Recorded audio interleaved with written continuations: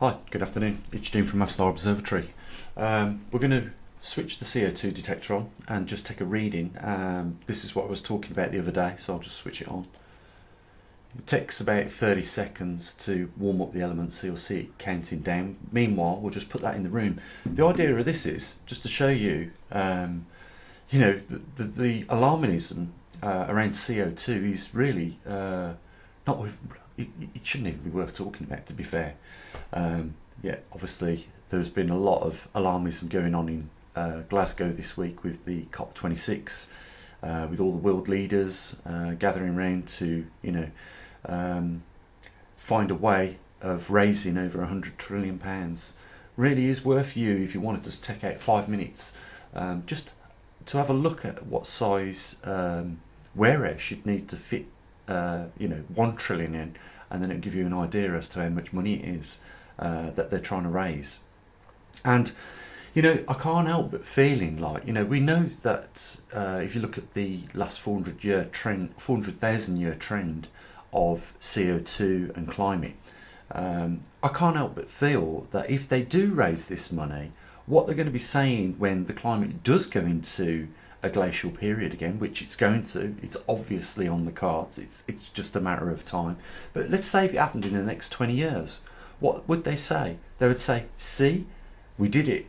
We've resolved the crisis of CO2 causing global warming, and now we have fixed the environment.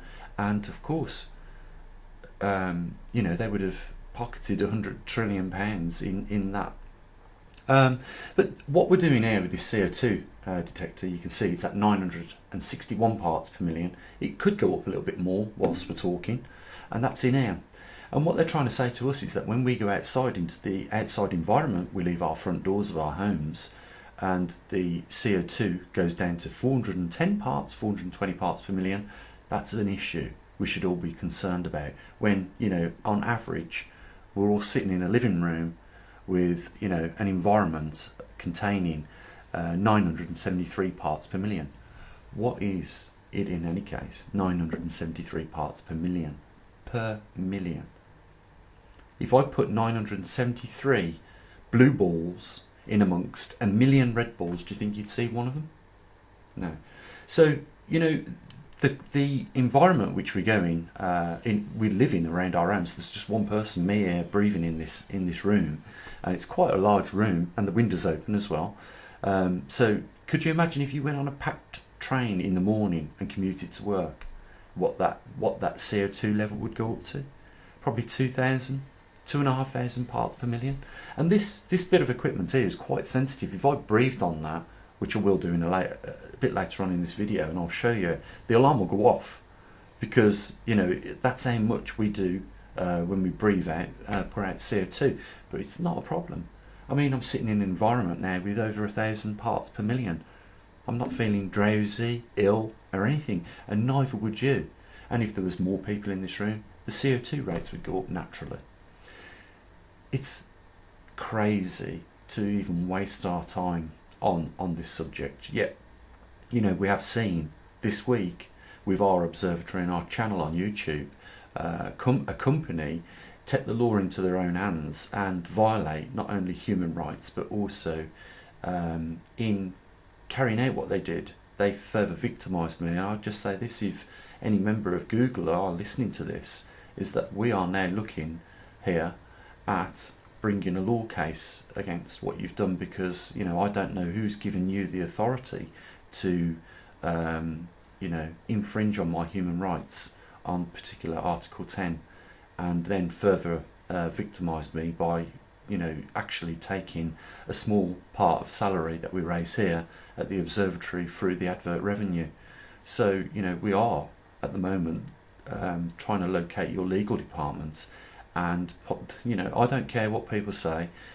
This is going to go a little bit further than this. We're going to write letters to the government as well, asking if this is right that a company is allowed to infringe on my human rights as they have done, and what is their take on them even going further and victimising us.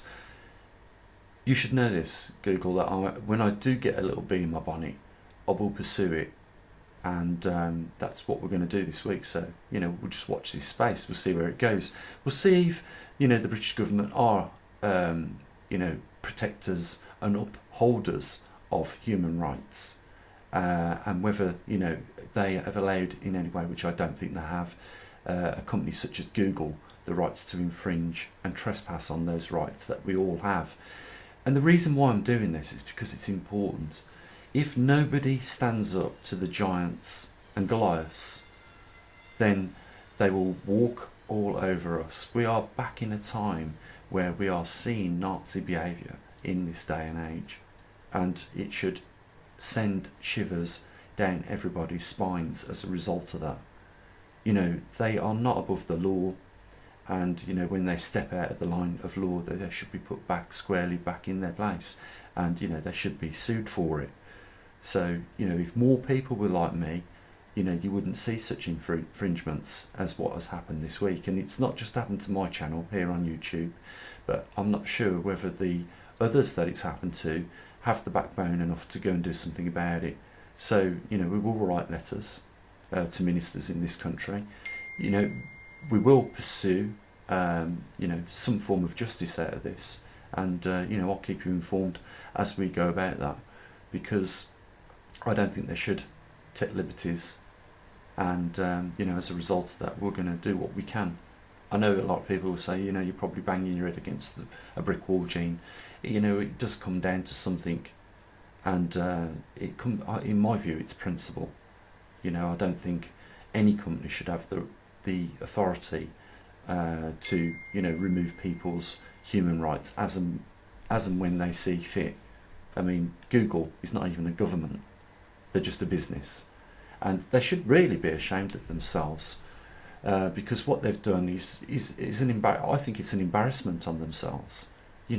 Stopping people having a word on any subject, regardless of whether it's accurate or not. It doesn't make any difference. There is more arguments to this than meets the eyes, guys. I mean, science is its foundation is on asking the question, especially when theories are being created. First of all, you test it in a manner where you criticise it and you examine it for if it could be wrong. So what they've done is in short, they've embarrassed themselves, because they want to shut the discussion down, and in doing that they've behaved exactly like dictators. And we hear our world governments, governors and prime ministers and presidents talking about protecting democracy. Well, you don't have democracy when you have dictators. The democracy doesn't exist. And these are the things that I think we all should, when faced with an opportunity, we should pursue it. So what we're at now, well, as you can see, it's gone back down to 901 parts per million. If I just blow on the intake of this, you'll see that skyrocket. It will go over 2,000.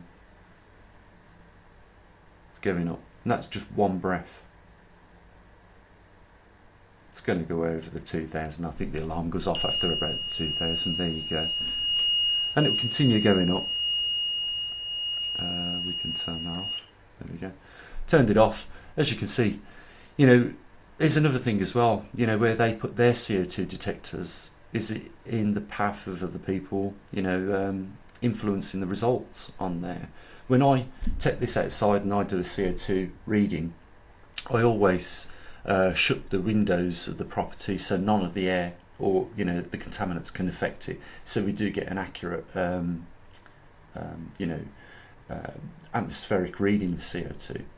But here's another thing as well, guys. How many people talk about CO2 but don't even own a device that can accurately identify how many parts per million are actually in the atmosphere?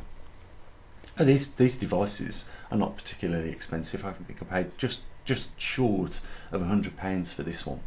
But we, for other things like in our observatory that we've got, we can't afford to keep buying, some of these things, so we have to manufacture them ourselves, as you know, like the muon detectors. You try and buy one of them, it's going to cost you £7,000. I did look at buying neutron detectors, and they were coming in around about £7,000. So muons are a lot smaller particles, so we're lucky to have the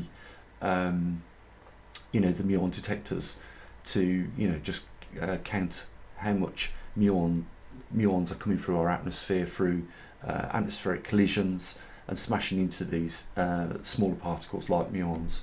Another one piece of equipment we had, which I've got to do something about it, I'll show you just inside this box here. That blue thing over there with the two pipes coming off it is the Luminox oxygen sensor.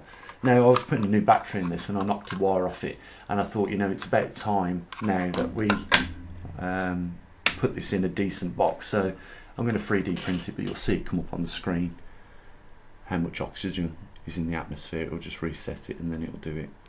But this is powered by just an Arduino there. You can see every time it flashes, it analyses another sample of oxygen.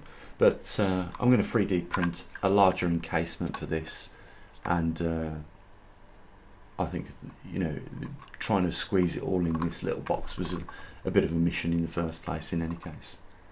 But what I like about this is the way I designed it. You see it's got that plunge valve on the top.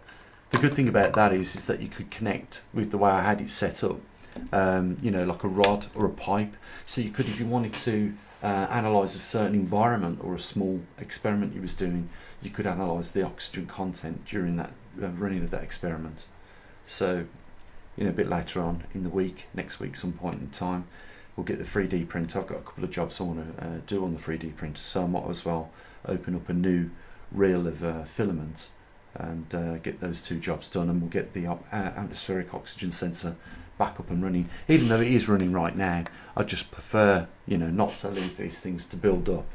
And in the next couple of weeks I want to build a couple more muon detectors with the hopes we can possibly get one out in Russia and Brazil. So I just thought I'd keep you up to date. It's been a bit of a strange week, hasn't it? I mean, having YouTube and Google breathe down your neck and do what they've did. But yeah, I'm going to write a few letters this week to the British government explaining what's happened, and we'll try and get hold of the legal department for Google because we want to just establish some facts before we start litigation procedures. And I will take it as far as I can. I'm lucky because I've done a foundation course in law. I know how to send and submit papers to courts to get these trials going. So that's what we're going to do over the course, I suppose, of months, because these things do take months. But we'll establish a few more facts before we do, and we'll keep you informed. It's just something else that'll be ongoing now, but definitely I will put that time into doing it. Guys, we're going to do probably tomorrow or Monday Earth Alpha at a glance, where we get some of this equipment out and we just look at some of the other anomalies. We're getting close now to the 17th of the month, and as you know, on the 17th we do the latest magnetic pole position, and we'll just plod on as best we can.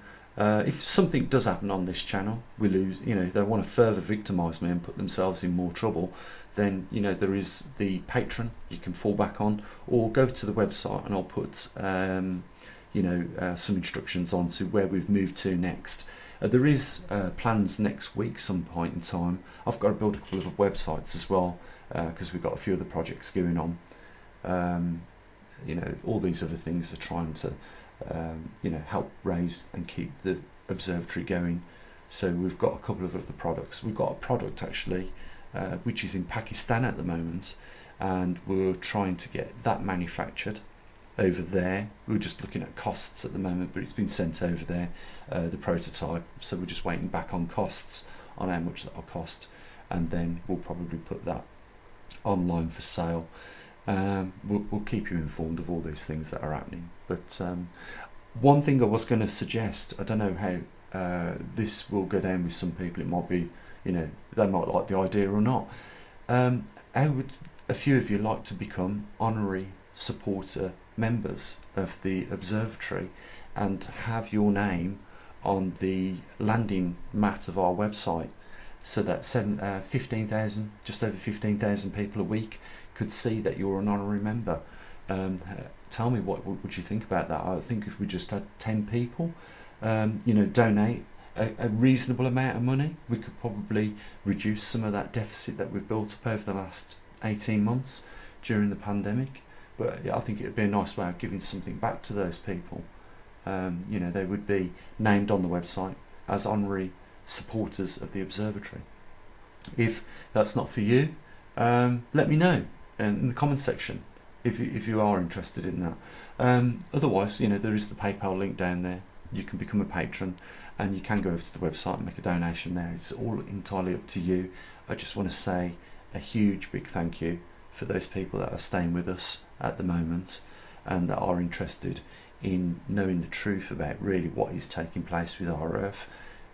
This hopefully will give you an idea of what it is you are actually preparing for and what is coming in the future. It could save some of our members that come onto this channel tens of thousands of pounds, this information, and it could also, at the end of the day, save their lives. It is that important, the work that we do, to some people. I know it's not important to a lot of people, I understand that, but it is to a lot of other people that are in a position to do something to get themselves out of harm's way in the near future and better cope with what it is that we're dealing with, because none of us want to just stare at the train as it slaps us bang in the face.